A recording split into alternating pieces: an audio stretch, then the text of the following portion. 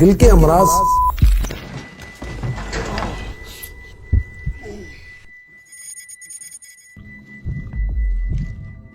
Heart problem, heart attack کا spiritual treatment میں عرض کرتا ہوں.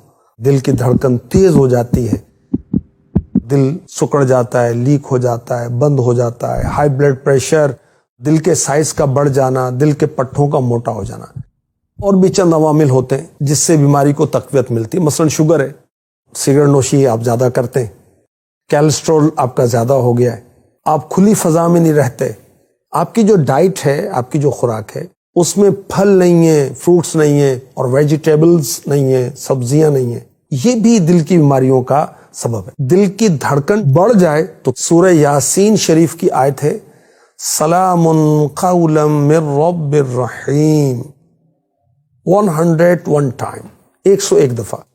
اول آخر 3 بار درود شریف پڑھیں.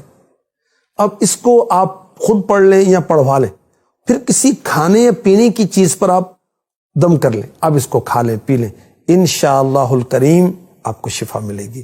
کتنے عرصے تک یہ کرنا ہے؟ تا حصول شفا. دل میں سوراخ ہے، گھبراہٹ ہوتی ہے، دل میں سوراخ والے بچے ہیں، سینے کے دیگر امراض ہیں، تو ان کے سینے پر 75 دفعہ لا الہ الا اللہ پڑھ کر دم کرے، اللہ کے فضل سے انشاءاللہ فائدہ ہوگا.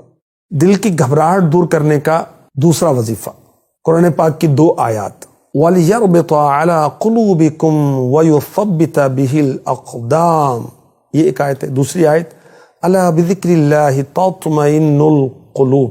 مریض خود پڑھے، پانی پر دم کرے، یا کوئی دم کر کے پانی پر دے اور یہ پی لے، انشاءاللہ الکریم دل کی گھبراہٹ ختم ہو جائے گی. دل کے امراض سے محفوظ رہنے کا ایک اور وظیفہ، ہر نماز کے بعد دل پر ہاتھ رکھ کر منیمم 7 ٹائم، کم از کم 7 دفعہ، اور زیادہ پڑھیں تو بھی حرج نہیں ہے.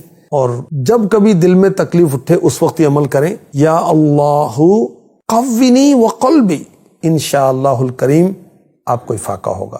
اگر مریض نہیں ہے تو ہر نماز کے بعد ویسے بھی عمل کریں، انشاءاللہ الکریم آپ ہارٹ ڈیزیز سے، دل کے امراض سے محفوظ رہیں گے.